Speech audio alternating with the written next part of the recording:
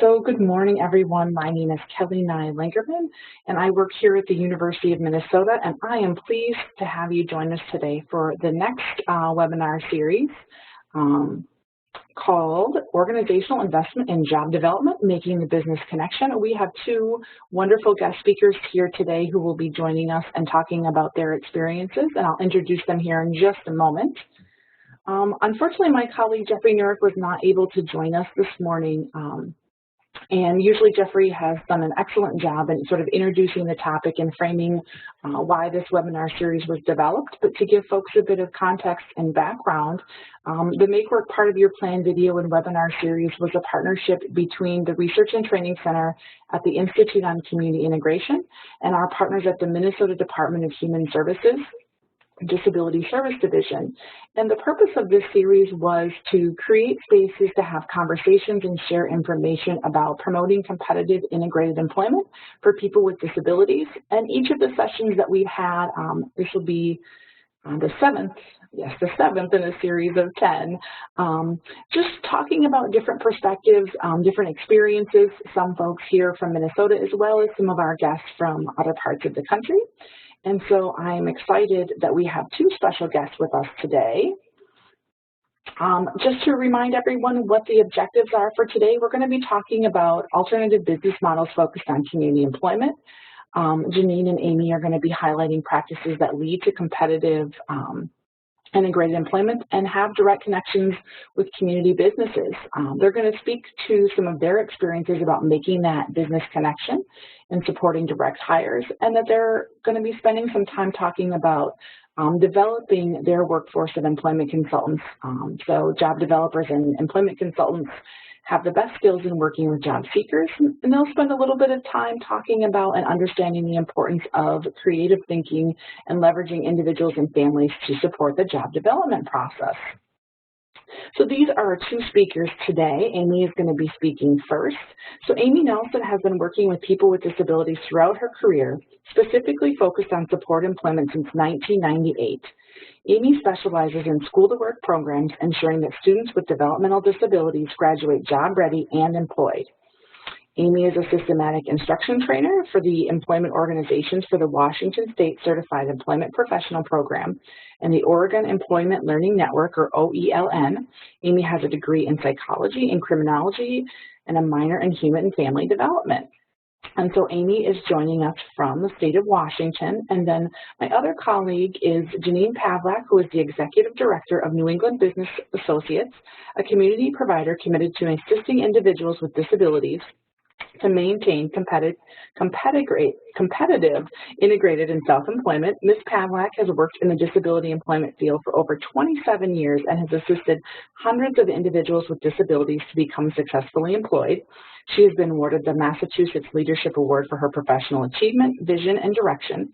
Through her leadership, Jeannine has grown and diversified the organization, which now serves more than 400 individuals annually in the states of Massachusetts and Connecticut, and has led the organization to be recognized as one of the highest performing providers. Jeannine has a master's degree in nonprofit management and currently serves as the secretary for the board of National APSE. In addition to her professional role, she is the parent to children, one of which has a significant disability. And so welcome, Aimee and Jeannine. I'm going to have to adjust my speakers just for one moment before Aimee gets started here. So I need to stop sharing to make sure I open up Aimee's line, so I apologize. So Aimee, you are unmuted and you can go ahead and begin. And when you're ready for me to click next slide, please just say next slide. Great, thank you. Good morning, everybody. Thank you so much for having me. I'm excited to share information with you guys today. As Kelly was saying, I work for a company called Trillium Employment Services. We're located in Auburn, Washington, sitting at the base of the beautiful Mount Rainier. We're a local nonprofit community employment agency, and we've been in business since 1983. We're pioneers of individual and community employment. Our founders, Lee Valenta and Larry Rhodes, were among the first in the nation to establish a business relationship with a large manufacturing company called Physio Control.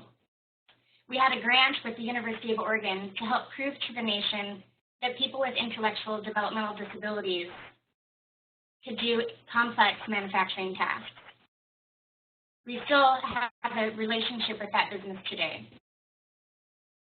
We also have an opportunity to be advocates for our participants and job seekers and our business community. We also provide community outreach and education around disability issues. Ellie, you can do next slide.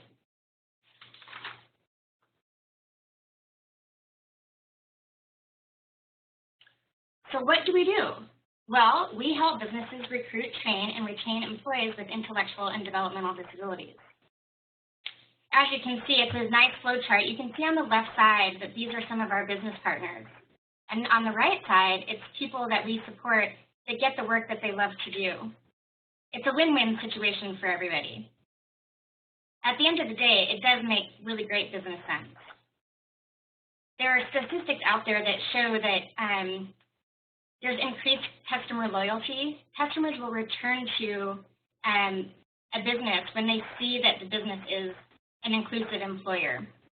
Oops, Kelly, I think you fast-forwarded.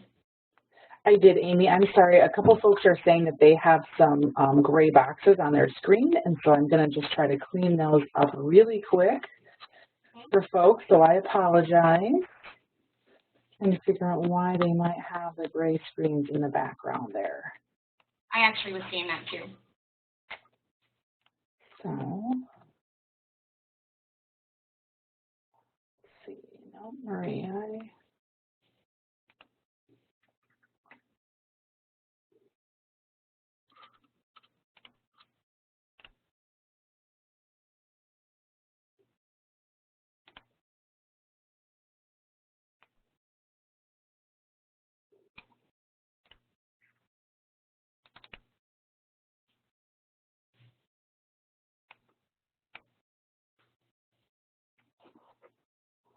So I'm still seeing those boxes on there.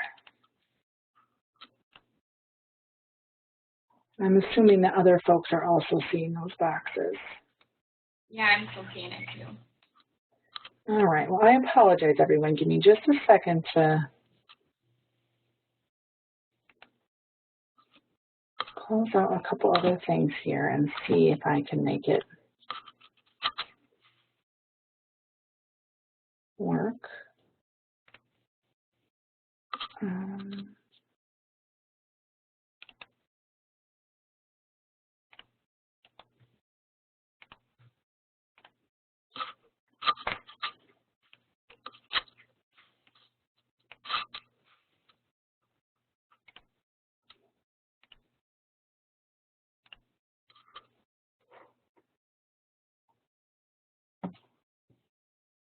And you are still seeing those boxes, aren't you, Amy? Yeah. I am.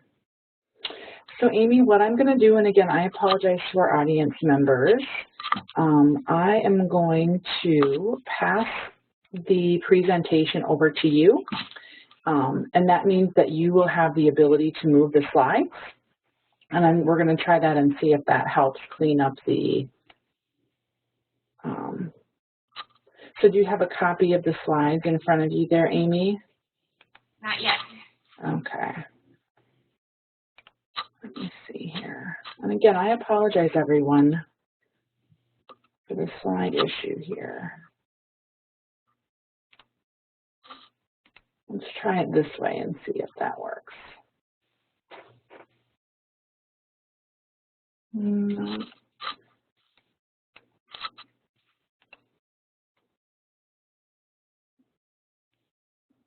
No, did that help at all, Amy? Yeah, they're off the slides. Okay, so let's try slideshow. There's just a slight gray box to the right of the slide, but it's not inhibiting the content. Okay, so let's go ahead and try to keep going. And again, I apologize to the audience members. And Amy, I'm very sorry to interrupt your flow. So you were talking about what Trillium does, and I wasn't sure if you were on the community-based model here yet. Let's up just one slide. One more. So yeah, the what we do slide.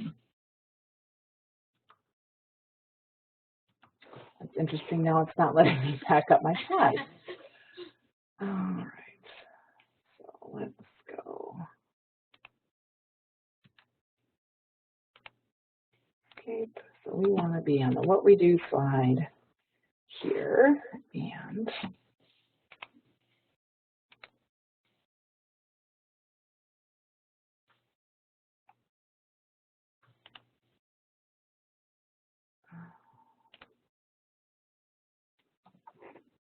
Perfect. okay, let's try again here. Okay, so hopefully you guys all caught my quick talking, but just to reiterate, so businesses benefit from a dedicated and hardworking employee. So you're going to see some of our happy employers on the left side of the screen, and some of our great candidates and job seekers that landed jobs and getting the work that they love to do. So really it is a win-win situation. And it does make good business sense.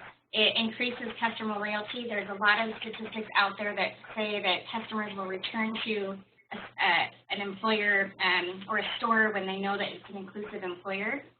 In addition, when employers are struggling with understanding how this will benefit them, some of the things that we talk to them about, and we actually give them a spreadsheet, and we ask them to run their costs of last month, and so questions will be things like skilled labor hours spent on entry-level duties, bottlenecks in labor, screening candidates, staffing companies, overtime due to understaffing, then total cost of labor and inefficiencies, and then the new employee wages, and then Trillium services are free, and then what's the bottom line saving? And usually it's a pretty great amount of saving. So that's something that if you guys are interested in looking more at, I can share that with you at another date.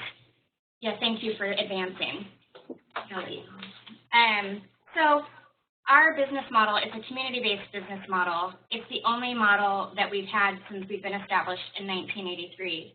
You'll see at the top we have job candidate evaluation, employer orientation, and long-term on-site job support. So going down this graph here, the pre-screen is really for employers. That frees them up from having to do all of the calling and looking at resumes and things like that. So we're screening out, we're giving them the most ideal candidate possible. And in doing that, the first step to that is us really doing assessments in the community to help gather information about what great skills and what's unique about our job candidates. So we gather all of that information, and that helps us really create that great job match in finding that person a job that they love and that they're excited about getting out of bed for and going to work. We'll also help with that workforce orientation, and what we really want to see happen is that they're going through a typical company onboarding versus something that would be separate from that. So everything, this business is hiring as if they would be hiring anybody else.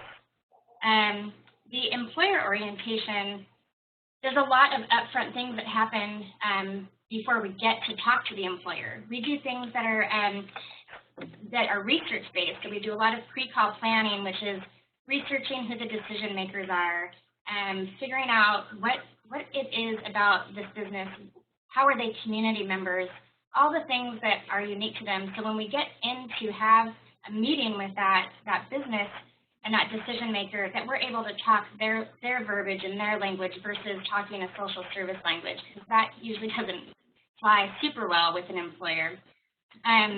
We'll ask to have a brief tour of the business initially so that we can kind of take a look at what's going on and start to gather information around task identification and what the culture of the company feels like. So that would be the first piece of doing that. Once we have gone through those steps, we'll ask to come back and we'll ask to spend more time in the business doing what we call a job site analysis or task analysis or environmental analysis.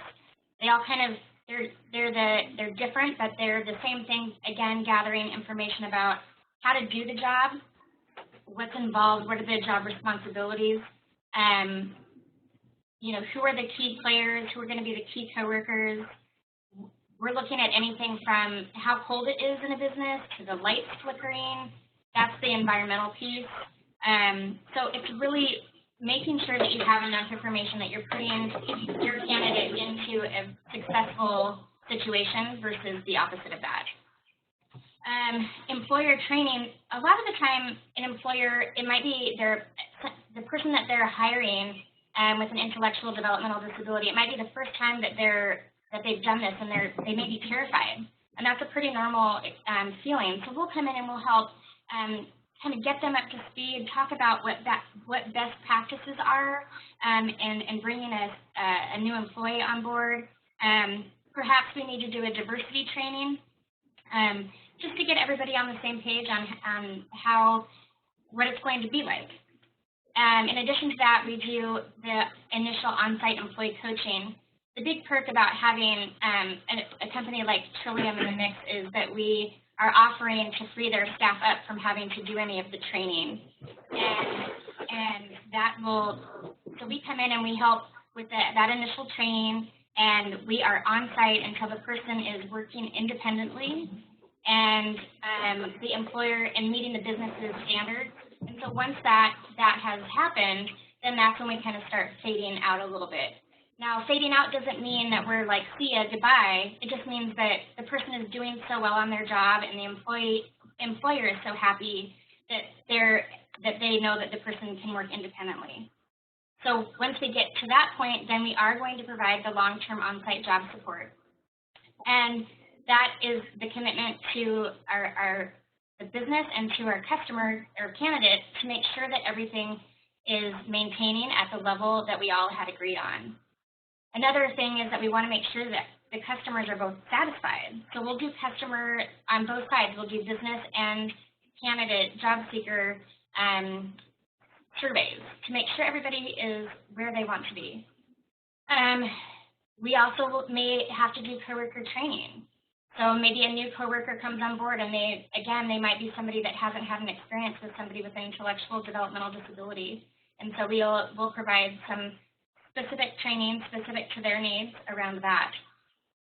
And lastly, we look at the career path or the career advancement, because as you know, we all want career advancement. And so we want to make sure that we're being thoughtful about looking at additional tasks that can be added, additional hours that could be added.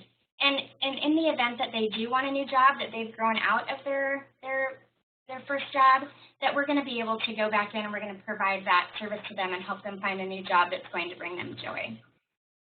Kelly, next slide. So, our services. Again, this is a little bit of a reiteration here, but we help identify and recruit job candidates for businesses. We're going to assist with the candidate screening and interview process and the job matching. So we really want to identify the ideal candidates from our applicant pool. So those are individuals that are ready to go to work and they're excited to do this, and they have all of the things ready to go, be it from sustainable transportation to good support at home. We'll do a job analysis, as I was saying before, and that helps us anticipate people's training needs and help us set up a design and the task that makes sense for the business or for the employee. Employer training and on-site coaching, as I stated before, and then again, that long-term human resource support that we're in the picture as long as the person has a job. And diversity coworker training, and then assistance with the employer with career development. Kelly? So again, this is a win-win. This increases efficiency. It frees up employees to focus on more complex tasks. And what business doesn't want to free up an admin that they know has, more skills that can add more value and meet the bottom line of their company? We can help look at the job task, and we're going to tailor it to the employee who enjoys and is challenged by that work, right? So we're going to help identify tasks that can be done by an entry-level person, again, to help free up that other person to go do more complex things. And then we're looking at employee satisfaction, because we know that when people are satisfied, that increases job retention rates, and it increases customer service.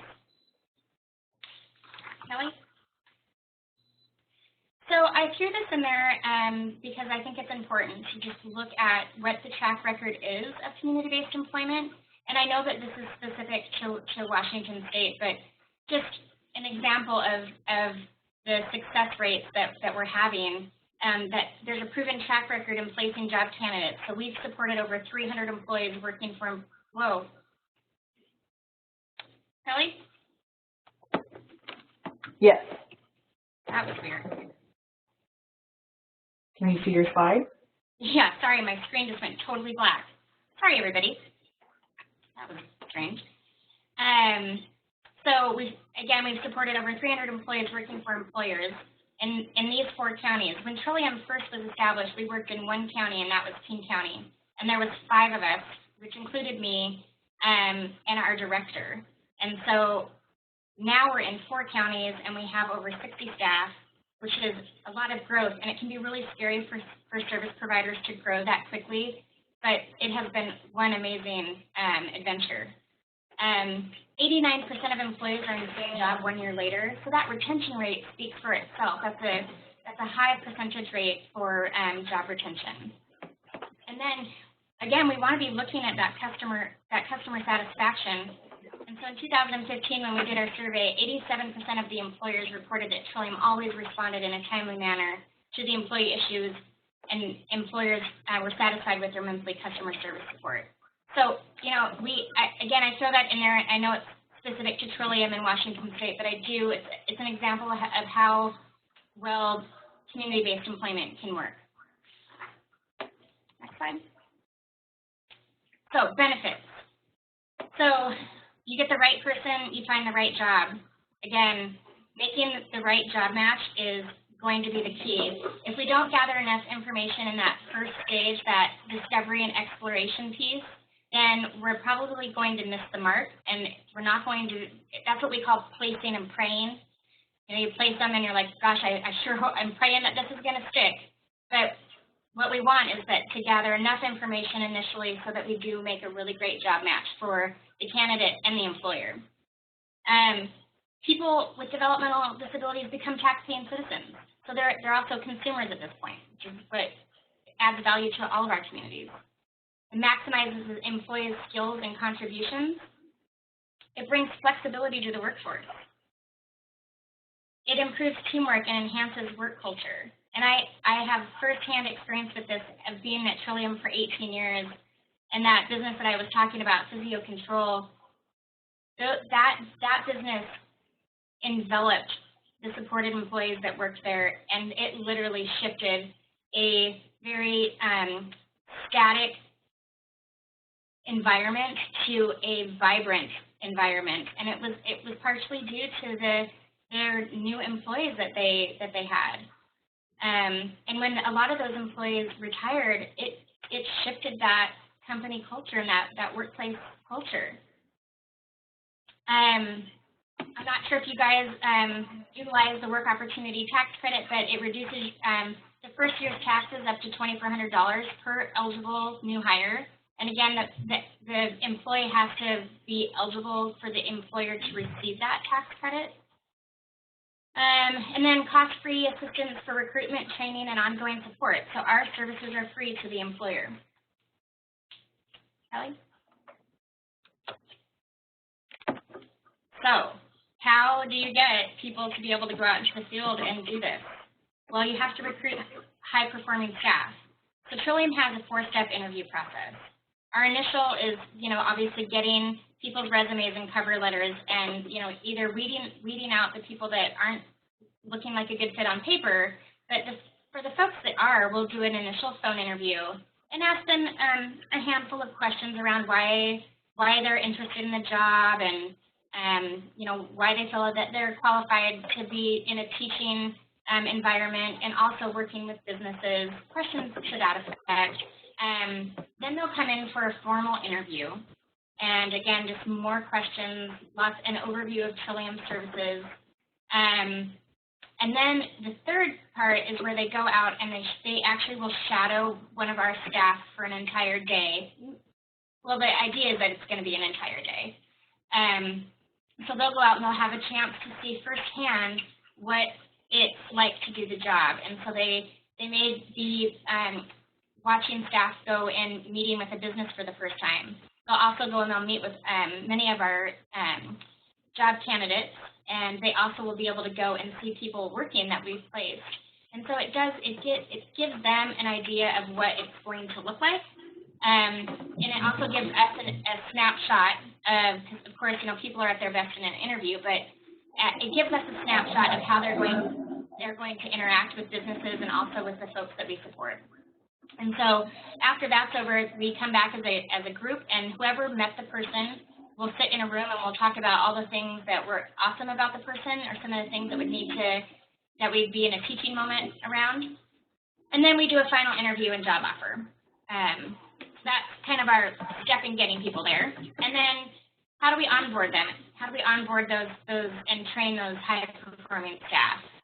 Well, it's really important to set clear expectations because we all want to know what to expect. Reliable communication is the key to success. So, and also shared time in the field. And shared time in the field looks a handful of ways. Shared time together with other teammates, but also managers go in the field and observe everybody working. Back to the communication piece, though, and it being, because this really is, it's human services for a reason, but making sure that communication piece is really clear. And so maybe you guys have, your accountability systems already in place, so your Outlook calendar. We have weekly and monthly staff meetings. That time in the field assures the employment consultant that they're on the right track, and it also allows the program manager to be in a teaching moment if needed and to be able to give feedback. So teach time management and accountability. Again, there's a lot of ways people are doing that. We have a database that we call Tessa. So whatever you're using, making sure that everybody knows how to use it is a key thing. And then if we're looking at caseloads and making sure that staff aren't being in an overwhelmed situation, because that's when we start to lose those high performers, is when we're not on top of helping a new staff person manage their caseload. And so we try to keep our staff anywhere in their caseloads anywhere between 12 and 15 people at a time. And at this point for Trillium, that's a manageable thing. That may look different for your organizations and other organizations in Washington State, but for us, that's what we have found to be a good number to keep people motivated and stimulated and kind of on top of their game. The 3-day training, this is really the core of our new hire training. And so the first day is covering our values and history. So it's the history and values of Trillium, but it's also the values and history of community-based employment. And we really believe that everyone can learn and work if we figure out how to teach them. And that all people should have access to employment services if that's what they choose to do. That the systematic instruction piece is an approach to a response to what was once believed that label or IQ predicted somebody's ability to learn. And what we know today is that IQ and label doesn't predict somebody's ability to learn. And so we'll go in with, we have a day of systematic training, which is what I do, and we bring in consultant learners that get paid for their time with us, and it gives staff an opportunity to be in a learning environment and working, doing hands-on work. And one of the things that I stress in that training is that when we're thinking about a lack of learning from somebody, it should first be interpreted as an insufficient use of teaching strategies rather than the inability of the learner. And that's actually from Mark Gold, from Mark Gold and Associates. And I just love that. And I think that if you take anything today away, that would be something that you should stick with. The third piece is our job development and marketing, and we bring a woman in who is a salesperson. She's not in social services. She's not. She works in the car industry. And initially, people were like, "Oh no, this is going to be weird. She doesn't know our verbiage." Well, what she does know is business verbiage, and what we needed to learn was how to speak business language and business verbiage and understand business bottom line. And again, initially, it was really terrifying. We all went through it. I went through it, and it was like, "Ooh, I don't know if I buy this. I'm not sure I would approach a business that way." But after people have taken it, and we do it, as every new hire does it, we have doubled our outcomes in placement based off of our 3-day training model. In addition, we have staff check-in with these 3 questions. And so each month, as they're going through their probation period, we ask that they answer these 3 things. This month I learned I'm using this new tool or info in my daily work by a question I have in this area is, and so it just gives them a way to kind of self-reflect on where they're at and where there can be teaching moments. And then they also have a mentor assigned. And the mentor is an ongoing long-term mentor, but really specifically for those first 6 months to a year that the person is learning. And that mentor is that key person, because a lot of the time staff don't want to come to the program managers. They want to. It's a safer experience with a mentor versus their boss. And so having a mentor program has really helped us tighten up our company culture, really, and people's feeling of safety. And we get a lot of feedback that having a mentor was one of the best things as a new staff. Okay. So again, additional things, so we do weekly and monthly team meetings. I get out in the field and observe work, so we do that as soon as the person has set up a job. I'll go out and take a look at how they've set it up before the person's coming on board. And then once the person does come on board, I'll go back out and just observe coaching techniques, because what we know is that there's a lot of emphasis placed on the job development. But we also, if you don't have good coaching skills, your job development's not going to mean much, because you're not going to be able to coach and have that person be able to maintain their employment. So it's really important to have eyes on your team to make sure that they have the tools that they need to be a great employment consultant. Team collaboration, that's something that has yielded high-performing teams for us, but not just that, it's helped double our outcomes. So by collaborating, by having teams go out together and work together and talking to businesses and knowing each other's job seekers has benefited us greatly. We also share stories and we share our learning experiences. We have this incentive where we call it getting a cat, like literally like a cat, but a picture of a cat. And it started a long time ago with our last director. And so when people get a job, let's say it's somebody that's working in a salon, it's going to be a picture of a cat, maybe getting its hair colored or something. And I know it sounds silly, but there is motivation for our staff to get the cat. And everybody wants to get a cat in the email, and then it goes out to our entire team, and people get it. Say, oh, and the whole story is there of how the person got the job and what they're doing, and then people can not only celebrate that, but then they can go, oh wait, I could totally find a job at XYZ salon just like Sam did, right? So it gives a lot of information. We also want to leverage our staff's strengths, so working to building on their strengths and nurturing their strengths will help them feel valued, and making sure that they want to be here and that they're invested and that we have long-term staff. So really, at the end of the day, there's no recipe for employment, you know, community-based employment, and there's loads and loads of decision-making. But if you give your staff the support that they need and room to risk, which I know may sound terrifying, but if you give them the room to risk, they are going to learn, and they are going to build confidence, and they're going to be some of the best employment consultants that you could bring on board. So the next couple of slides are just some of our partners. I couldn't put, you know, the 300 logos on here, so we're kind of all over the place. It's from public to private, and again, this is person-centered jobs. We don't plunk people in jobs. We don't have a pool of jobs. We make sure that people are getting the jobs that they are really wanting. So with that being said, go do good things.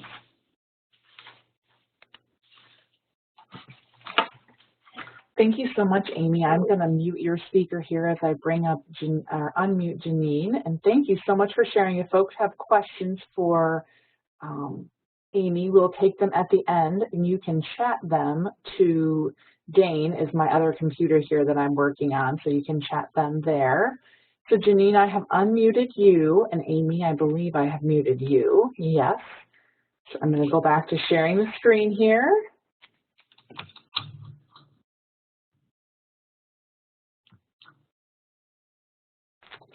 And Jeannine, you are on. Okay. Well, I'm happy to be here as well. Thank you certainly for inviting us. And Aimee, it's interesting. I think Trillium could be our sister organization. We could definitely be siblings, where our organization does exactly what Aimee went through. So I'm going to try really hard to cover, you know, a few different things, but the process that Trillium goes through is the exact process that New England business goes through. And we've been, we too started in 1983. On the screen is our mission statement, which is really just about, for us, what was really important is that we wanted to make sure that people whose rights and freedoms were most likely going to be denied them, that we were able to focus our supports on that group of people so that they could be fully included in their community. And we say primarily through employment, but now we've really shifted to only employment. For some time, we were doing some community-based day work as well as employment, and now we're shifting to just providing employment for folks. But really, we want people, you know, we want everyone in the community's gifts and talents to be appreciated, whether someone has a disability or not. Next slide.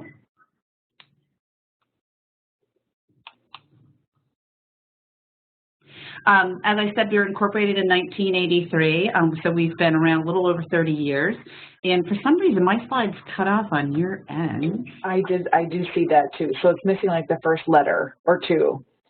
Incorporated is missing the IP and provides. I apologize. As I said, we provide only integrated individualized employment services, where we serve roughly 400 individuals annually throughout Massachusetts and the state of Connecticut. And you know, very similar to Trillium, since our incorporation, we've consistently achieved an 85 to 92% successful placement rate. And you know, not only are we getting the majority of the folks that we serve employed, but people are maintaining that employment for years. And so even years ago when the economy really had gotten bad, people that we had provided services to weren't losing their jobs. Their hours at times were reduced, but people were still able to maintain their employment because their employers saw them as such a valuable piece of their company. We are a licensed provider of the Department of Developmental Services and both states, the vocational rehabilitation entities. We do a lot of work with public schools for transitioning students, and we're also an employment network through Social Security Ticket to Work. Next slide. But that wasn't how we started. The vision of the former executive director and board of directors had always been employment for people who really had been denied access to employment services back in the early 1980s. But the only way we could initially kind of get our hands on folks was to set up mobile crews, because the fear was that, you know, what would people do during the day if they didn't have a job? And so we agreed to have mobile crews, so people had work Monday through Friday from the hours of 9 to 3. At that time, those were kind of the restrictions that were set up. And within a year, everyone was placed in it. Well, not everyone. The majority of folks were placed in individualized jobs, and we shut down those mobile crews after the first year. Some people, we weren't successful with, and that's going to happen. But the majority of the folks we were, and many of them we still serve today and are still employed. But what we really learned, even though, our kind of initially we wanted to be providing only integrated individualized employment, but and what we learned through even the mobile crews kind of backed that kind of feeling up, because we really found that although the people who we were serving were in the community, they weren't truly integrated. People didn't know who they were. People knew who New England Business was, and it was kind of like, oh, that's that group of people, but no one was really known for who they were and their own kind of unique talents and gifts.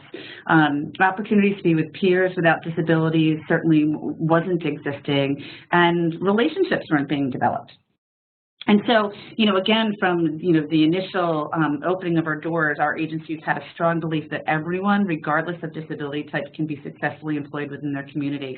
And that we really believe that our community is far better when everyone is included, everyone's participating, and everybody's contributing. Aimee went over some of the statistics with the, kind of the financial benefits to just the community and to the individuals, certainly in her slide before. Next slide.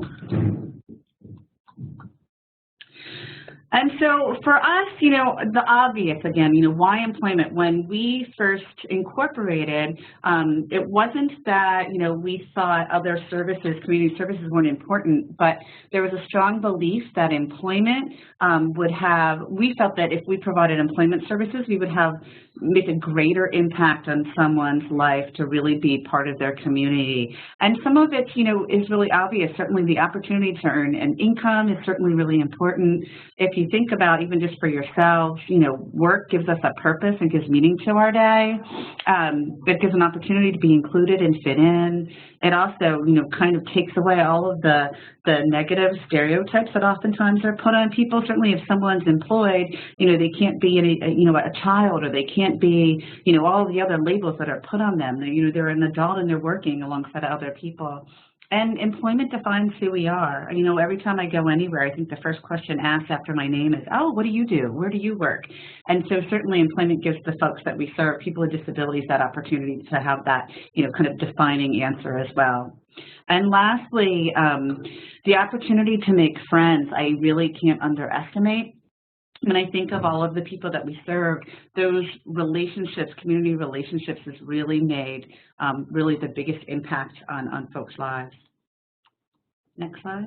I'm going to tell a quick story about a man that we served, John Patrick. He had been a long-time resident of a local state institution called Belchertown State School, and he moved out in the early 90s. And he lived there, really his whole life. I think he went in when he was at the age of 2. And when he got out, once he, kind of was settled residentially, he was referred to our organization to talk about employment. And of course, John had never worked before. He had done tasks in the institution, but he had never had a job. No one had ever talked to him about having a job.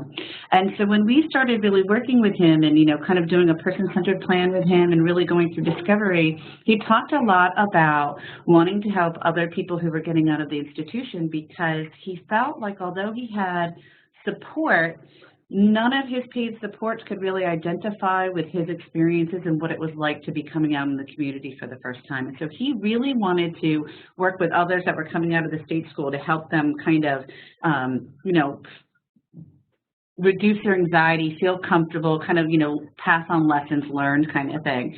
And so he worked as an advocate and eventually as a public speaker for 10 years. He developed a training that our state still makes all residential providers go through, called A Home of Your Own. But because of things that had happened in the state school, he ended up in the hospital, and they initially made him sign a do not resuscitate order. And John, although he was a public speaker and he had a lot of talents, he was not someone who was really, he presented as kind of disheveled. His thoughts always weren't, always clear. And so they really didn't see him as someone that they should treat. And so, and he did not know what he was signing. But the important part that I want to make the connection to, again, back to the relationship piece, is it was his work friends and relationships that went in and learned about that and advocated for the hospital to treat him. It wasn't, you know, all of the paid people in his life that were there. So really, his work and his community relationships saved his life. He went on to live another 5 years. Next slide. So, you know, again, what are the employer's benefits? What's their return on investment? And when we've talked to any of the employers that we've worked with, and I've, you know, talked to many other providers, I hear the same thing, is, you know, hiring someone with a disability helped meet our production and our sales goals and improved our customer service. I know Aimee mentioned that. We became more efficient.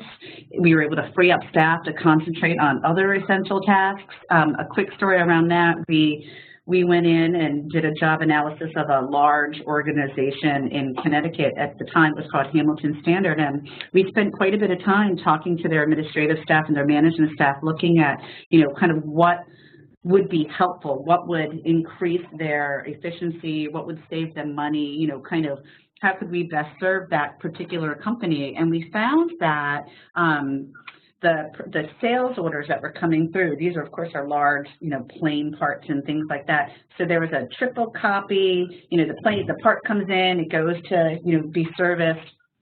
The one copy goes to them, one copy goes to the customer. Well, the other copy was supposed to be filed so that if there was a question, they could easily track it down. And we found that the clerical staff, administrative staff, did not have the time to do that, so they were simply throwing that away, which was an essential task that company needed. And so we were able to create a job for someone who that was what her job was to file all of those purchase orders, sales orders, and to deliver the mail throughout the organization. And it saved them a ton of money, certainly improved the morale of the staff there, and also cleared a lot of backlogged work, which Aimee had mentioned as well. Next slide.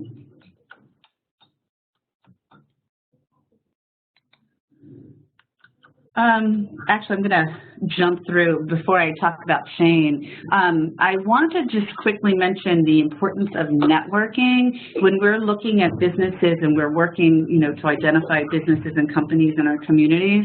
It's really important that we're out there networking, you know, and we look at who do we know ourselves as well as who the person that we're serving knows. Oftentimes there's quite a bit of people in their life that their family knows or that a neighbor knows that we can really kind of tap into to help find great employers, whether it's for that particular person or another person.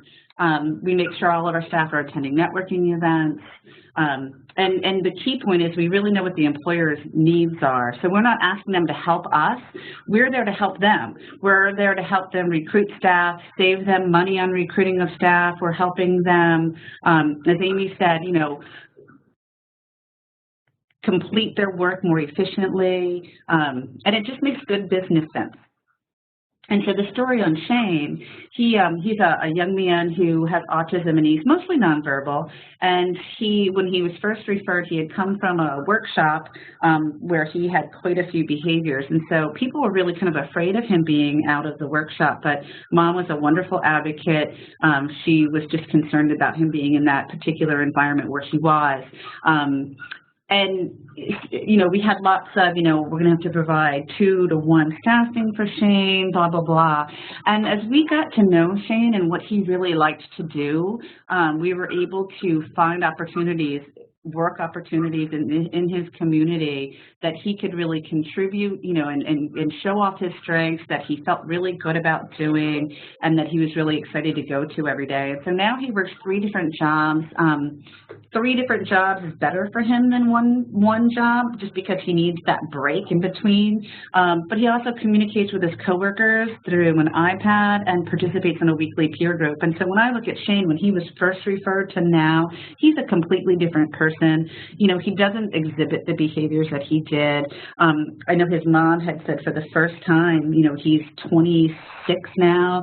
She was out in the mall in one of the places that he works, and for the first time they went into where he works, and she was so excited. She was crying because it was so amazing for her to watch her son interact with these coworkers. You know, she's seen him interact with family, but beyond that, no one's really kind of interacted with him before.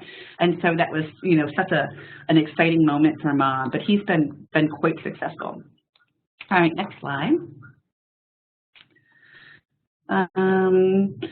So job descriptions and performance I wanted to touch on quickly, only because we've been doing this work for over 30 years and we've been successful, but we found probably about 5 years ago, well, it's always been the culture of our organization, actually. I should go back to always be looking at how we can do things better. How can we improve our services? How can we, you know, do a better job at what we do? And you know, the one thing that I found is that if we're not always assessing and always kind of checking our data and kind of checking in, people can just become complacent. It's just a part of life. And so we, a few years ago, really needed to relook at our job descriptions. And, you know, it was interesting because although we were really clear that we're employment consultants and we're here to get people employed in the community, nowhere in our job descriptions did it really say that. It was kind of a human servicey written job description. And so we changed all of that. So it's, you know, very focused now on integrated employment. There's no question that that's what your job is to help people get employed in the community. Our performance reviews are tied to our job descriptions. Each staff has SMART goals, which again are tied to improved employment outcomes and best practice employment services. And the SMART goals for each staff person are reviewed quarterly for progress measurement. So that way their supervisor or their manager has, you know, an opportunity to really, you know, either coach the staff if they need some assistance. Likewise, it provides the staff an opportunity to look for, you know, ways that they can kind of continue to take on more responsibility or learn some new things. It helps really improve the morale of our staff. We also ended up creating levels of staff because we didn't, at one time it felt like our staff felt like if I didn't become a manager, then, you know, I'm always going to be an employment consultant. And frankly, there's nothing wrong with always being an employment consultant. I was an employment consultant and I loved that work. But so we needed to be able to show that you could grow in your job and you could make this a long-term career without feeling like you had to be a manager, because frankly not everyone wants to be a manager, but we don't want good staff to leave. So we have support professionals 1 and 2 who provide, you know, just the one-on-one long-term support for folks who need the support for a variety of reasons. It's typically not because they cannot do their job. It's usually because there might be a safety hazard or, you know, there's something, you know, of risk that the person, you know, has been given, and we've been told by the department that we need to provide one-on-one line of sight supervision. There's only a few people that we do that for. And so we have support professionals 1 and 2 who do more of that. Then we have employment consultants level 1, 2, and 3. And as you progress through those levels, you're expected to be more, you know, autonomous in your job, you're case managing more people, you know, you kind of are expected to do, you know, kind of grow along the continuum of what we're hoping will happen. And that's really helped our staff retention, I will say. Next slide. Really focusing on staff development. Staff, you know, they need, as Aimee mentioned, you know, best practices and high-level training so they feel like they have the tools that they need to do the job well that we're asking them to do. So we're consistently training our staff on best practices in employment services, you know, which looks at career planning and discovery, obviously job development, employer development, on-the-job support, following along and advancement. And along with that, they have consistent supervision relative to those best practices. And our managers too do, you know, field observations and make sure that our staff are feeling supported out there so that, you know, they can continue to do a good job. Next slide. As far as capacity building, we always need to assess our current status and establish benchmarks that include activities and timelines. So we're always looking at the number of people that complete discovery, the number of people that we're serving that are in job search, the number of people that are employed. And so each year we're setting new targets and new benchmarks, but everyone on their caseload, they know exactly what they need to be doing. we obviously are looking always and planning for obstacles, potential obstacles, including financial systems. And certainly, you know, as our state has moved and changed our rates and changed the way we can do billing, we really needed to look at how we can blend resources and braid resources better to continue to provide more of the ongoing support to the folks that we serve, because most of the individuals we serve are people who at one point in their life they were, you know, kind of told they weren't employable. We're always looking at potential partners and always looking at new funding sources to see, like I mentioned, what we can kind of blend together and put together. Next slide. This is just an example of our employment scoreboard, which each of our teams has, and so it has everyone that's referred, everyone that we're serving is, you know, on the left hand their name, but we track the number of hours that they work, obviously their employer. We track transportation because at one point we were driving everyone to and from work ourselves, and we worked really hard over the past 5 years so that the majority of our folks now are taking the paratransit, PVTA is what we call it, but we track, you know, how are they being transported. Date of last change just means when they got a new job, when they were first referred, or when they first started or lost a job, because we track how long it takes from someone to go from either being initially referred or being unemployed to employed, and then whether they're satisfied with their hours. Next slide. Lastly, another quick story. I just want to introduce self-employment quickly because traditional employment doesn't work for everybody that we serve, or for everybody, period, in our country. So Adam was someone who we met when he was leaving high school, and there was no goal for employment for him. He has a degenerative disorder, and so really the kind of the desire of the family was to keep, you know, get him out of the house a couple days a week. He's got, you know, severe anxiety, you know, get him out so he's not as depressed, and, you know, kind of keep an eye on his health. And so we had him come to the office a couple days a week. He always liked computers, and so we worked with him on different computer applications, and eventually web design was one that really stuck for him. Loves web design. And so we assisted Adam through a grant to open up his own business, Wilbraham Web Design. And so he's a web designer. He actually does many websites across the country, many of the AppSeed chapters, as well as a few of our state senators' websites and other local businesses. And he just opened up a second business called Russellworks. So I introduced Adam only because, you know, he's a great example. Again, if there's someone that you're working with that traditional employment just isn't working for, you know, consider self-employment as an option. We provide him with maybe 4 hours of support a week, and he's incredibly successful. I think that might be the end of my slides. No. So back to my scoreboard, you know, just examine the data, you know, make sure you're collecting that data and use that to correct as you go. For us, we found that it's really important not to accept excuses. It's really easy, you know, job developing can be difficult and it can be uncomfortable. And so, you know, we can't accept excuses. You know, people are hiring. We know that. So we just don't accept excuses. You've got to get out there. You've got to network. You've got to make those connections for people.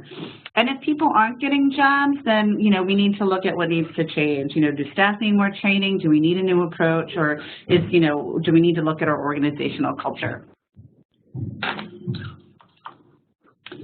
And that's it. If you have any more questions, certainly feel free to reach out to me. I'm happy to assist as necessary.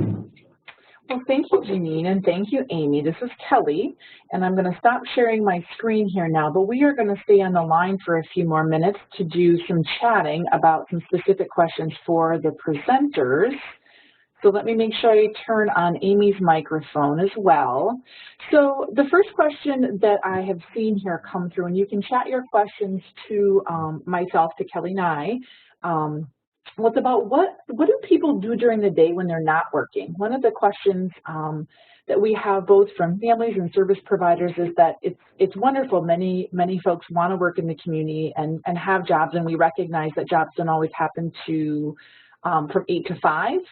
So what do people do when they're not working? That's a really great question. And I think that it's a person-centered approach, and you want to. A lot of the folks that Trillium supports will be involved in park and rec activities, specialized park and rec activities, and other activities that that they're interested in, that they're passionate about, bring them joy. In addition, there's people are volunteering in something that they're wanting to do. So it really is about making sure that you're, employment is just one piece of everybody's life, but you really want to make sure that you're addressing whole life. And so that includes things that when you're not working, and as we all want to be involved in community and stay busy and stay stimulated, I mean, we're thinking about that for the folks that we're supporting as well. Mm-hmm. Yeah, I would just add on to that. This is Jeannine. We support folks to do some civic activities, certainly volunteer work. We do have what we call a career ladders program, which people can attend, and it kind of covers, there's specific days that are really for someone who's, just kind of brand new looking for work, but there's, a couple days that really focus just on social skills. So if that's something that they need, we have a self-determination kind of, I shouldn't say the class, but, a time that people can come when they're not working. We partnered with a local college to provide academic support so people could enhance their academic learning, and we paired them with college students, so, the folks that we serve who are interested in working on their academics, and, in between working times, they'll go to the college, which is a very typical place for young adults to go for their learning, and, they're partnered with a tutor. They work on whatever of the subject or subjects that they're really interested in, either increasing their skills on or certainly maintaining their level of skill, and then they participate in campus-wide activities. Again, it's all person-centered, depending on really what the person's interested in. So one question here too is that, when you're providing support, either transportation, job support, support in the community, can you talk, at least in the background, what funds or what pots of money fund your organization? Sure. This is Jeannine. You want to go first, Aimee? No, go ahead.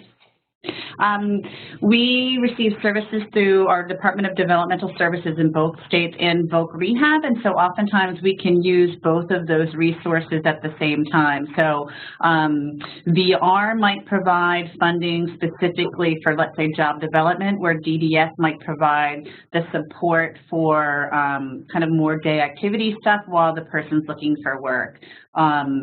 Or VR might provide more job development time even if someone's employed, so we can increase their number of hours employed, or DDS will provide the ongoing support. We are an employment network through Social Security, and so we do get some ticket money that we can use to continue to support people, as well as grant funding. Mm-hmm. No, that's great. I'm going to ask one clarifying question, Aimee, before you jump in. Jeannine, you were talking about DDS. I believe the comparable equivalent here in Minnesota is our Minnesota Department of Human Services that are funded either employment supports and services that are either funded through Medicaid waiver programs or even county dollars as well. So you're talking about sort of blending state dollars with VR dollars through your Department of Human Services. Okay, yep, just want to clarify that. And Aimee, how about you in the state of Washington? What are the streams or the funding streams that you access? It's very similar to Jeannine. So we have the Division of Developmental Disabilities Administration and King County Developmental Disabilities Administration, and also VR. So, and again, we use the Basic Plus waiver, which is a Medicaid waiver, a federal waiver, so it all kind of just funnels down based off of what the person is, what they're utilizing at the time. So let me ask one question to both of you too. In your states, both in Washington and Massachusetts, based on sort of generally speaking, what percentage of folks use or access VR or vocational rehabilitation? Yeah. That's a good question. I'm going to say 30 to 40%. That's a really good question. What's happening in Washington State is when somebody is on our county contract, so King County Developmental Disabilities, that contract, if we're looking at career advancement or the person loses a job and we're going back into job development, they will ask us to go to try to utilize VR before they give us more hours to provide that additional service. Yep. So ours might be a little bit higher in those scenarios, more than 30 to 40%, but for the most part, most of the folks that we support are on our county contract. Excellent. That's really helpful. One of the things that I wanted to highlight with that question is every state does have access to vocational rehabilitation, but the way VR looks and feels in every state is very different. In Minnesota, it's very different than some other parts of the country. So I wanted to make sure folks who were on the line sort of understood that we too have vocational rehabilitation. In Minnesota, it's embedded within our Department of Employment and Economic Development, but we often don't, sometimes, especially for supporting people with really significant disabilities, we don't always think about that as a resource. And I think, Jeannine, you really talked about the sort of blending and braiding of different funding streams. Along those lines with funding, a couple folks asked about transportation costs covered. Is it covered by your company, or is it left up to the people that are supported? Go ahead, Jeannine. Initially, things have really evolved. So years ago, we had a transportation contract. That no longer exists. Then they moved to like another kind of cost reimbursement for transportation. And so, as I said, we really worked hard getting as many people off of our transportation and onto our public transportation, which isn't as strong in Connecticut as it is in Mass. And at that time, we were buying the van tickets for people, and so we were absorbing that cost, but it was still cheaper than us transporting them. And they certainly was making people much more independent. And then we were able to eventually work with our department to put transportation dollars in. We have family support contracts as well, and so now that money sits in family support contracts. Excellent, thank you. Aimee, how about for your organization? So we can only provide transportation when somebody's in that first phase, which is that discovery exploration phase or community-based assessment phase. And once somebody gets a job, the eligibility requirement for our services is that we help them figure out sustainable transportation. And so sustainable transportation might be our access services, which is a reduced rate van pool, basically, that will come, they do door to door. So pick you up at home, take you to work, and vice versa. And then in addition to that, people that can take metro, so public transportation, they also can use a reduced rate permit, and it's called an ORCA card, and that it just is less expensive than for somebody without a disability to ride. So those are really our options at this point for folks. One of the things, it's not perfect. I was going to say, one of the things I think I've heard both of you talk about in the past too is that in the job development or, the sort of exploration phase is that really delving into transportation early on rather than later is pretty important, because if you can't secure good transportation, it makes it hard to pursue jobs in certain places. So that transportation is a really essential ingredient to doing good job development. I don't know if you'd agree or disagree. No, absolutely. Yeah. And we recently think about that first. We really started just recently in our initial intake, like that's part of the question that we ask is if, mom or dad or uncle or sister or whoever, is there a family member that can help with transportation? Because we've been working really hard with families to kind of start to change their mindset that, it's an entitled service when it's not. So that's helped some. There's certainly some family members that will assist with transportation. Mm-hmm. By having a conversation. One of the questions here, and that feels a little bit loaded. I was thinking about how we could best approach this, but somebody asked, does Minnesota have companies like these, so like Trillium or like New England Business Associates? And the short answer is yes, there are a handful of those companies, and I'm guessing the extension of that question is who are they and where are they? I think that's sort of a matter of opinion in Minnesota too. I would really encourage providers, individuals, family members, advocates who are listening today to talk to your county case managers about the different organizations that are available in your community. As well as if you have some comments or questions about other resources here locally in Minnesota, there is a wonderful team of folks at the Disability Service Division and their employment team, as well as a number of staff here at the Institute on Community Integration that work with a variety of organizations who use some of these different strategies and techniques. So I encourage you to reach out to us that way. But I do at least want to lead with the message that yes, there are some companies in Minnesota that do these things. And there are ways that we can build more customized support so more people can access employment services and supports like this. So I answered that question. Aimee and Jeannine, one of the other questions that I've seen come up a couple times here is what happens to people who aren't served successfully in community job placement? So, I mean, have you had cases of where you've supported someone or you pursued some, use your tools and use your staff support, connected with business and things didn't work out, and sort of what happened next for people? I think it's case by case, and certainly I'd be foolish to say no, that never happens. It does, and a lot of the time, we may have missed the mark on that first initial phase of exploration and discovery in gathering their skills and gifts. But a lot of the time, it's around medical issues and maybe our inability to, at that point with that person, figure out how to best teach.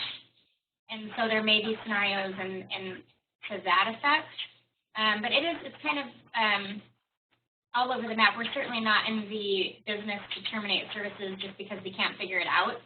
But because we have to, and that's our job, is to be creative in situations like that. But when the job doesn't work out, we go back to the drawing board and make sure that we are getting more information and the person's participating fully in the plan and the family's participating fully in the plan and everybody's on board, because when we're not on board and communication is weak, then and the investment is weak, then the job is going to be weak. So what I hear you saying here too is that really everybody in successful placement, everybody has a role in that particular, in supporting that person, from families to the provider to case managers. And that I also think, Aimee, one of the things that you said in your presentation I wanted to remind folks of is, when I think you mentioned that when something doesn't work out, you don't, as an organization, you don't automatically defer back and say, well, it's the job seeker's fault. You sort of look at how you taught the individual, was the job a good fit, and sort of look more back at yourself rather than seeing the job seeker as the failure. Right, exactly. So I wanted to remind folks of that because I caught that. Jeannine, do you have any comments or thoughts about, for placements that don't work out, or, community job pathways that maybe might not be for everybody, and what happens after that? Yeah, and you know what, I really just wanted to ditto what Aimee said. Typically if a job doesn't work out, it is typically our fault. But there are times that people choose, not to work. And, as long as we really provided a strong frame of reference for work, and then they choose not to work for a different reason, like maybe it just doesn't work with their family schedule. That's happened a time. We've had some people their family's life kind of circumstances have changed, and so that necessitated a kind of a change for the individual. And so a few things in our state would kind of happen. One, the family and the individual would go look at other providers to see if, there's a better fit for a different provider. In Massachusetts, the doors for sheltered work are closing. They're very clear about June 2016, and so that model's all moved to community-based day programs. And so, we had someone that we were serving, and they chose to go do that as opposed to looking for work and working more hours than they were. Mm-hmm. Thank you for your comments there. Before everybody goes today, I know we stayed a little bit longer. I want to apologize for the technical difficulties. I know that can be frustrating when you're watching online. I do not only want to thank both of our speakers today for sharing their knowledge and expertise, but I want to be sure to extend acknowledgement and thanks to the Minnesota Department of Human Services Disability Service Division, who have provided support and funding for this particular project. I did provide a link in the chat box there of where you can go and find a recording of this session, today's slides, a link to a YouTube video channel and the other recorded videos that we have for this session. And we really hope that you have found it to be useful to, again, continue to elevate the conversation about promoting competitive integrated employment for people with disabilities. And it is a journey in Minnesota, and we really value having the ability to connect with other partners from across the country to hear about their experiences. So if you want more information, you can certainly email me directly, knye@umn.edu. And in addition, I hope everyone has a wonderful day. Thank you, Aimee. Thank you, Jeannine. Thank you. And we look forward to next week's session will be May 3rd, and that will be facilitated by Joe Timmons. So thank you all, and everyone have a lovely day. Take care.